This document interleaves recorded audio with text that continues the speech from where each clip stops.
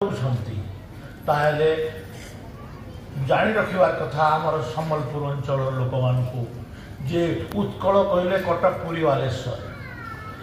उत्कल कौशल कलिंग मिसिक ओडिशा प्रदेश गठन होती केवल उत्कल जयगान गायब कौशल कलिंगर कौन जयगान हम ये गोटे मानसिकता आमको तुम्हें शोषण करुच आमर आमर अर्थ आमर खड़ी आमर चाष आमर जंगल सबुथे तुम्हें आमको शोषण कल चाकरी बाकरी सबुथे आज तुम्हें से कल्चराली भी आमको एक्सप्लोट करवार लगे तुम्हें चाहूँ एटा की कथा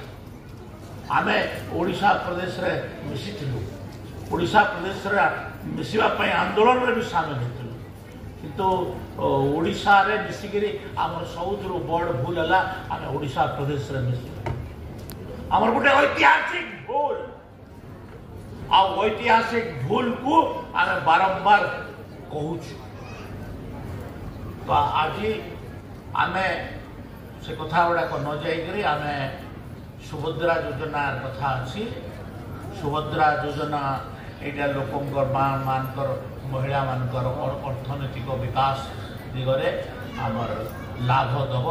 आकू एटा आज आमर किस्ती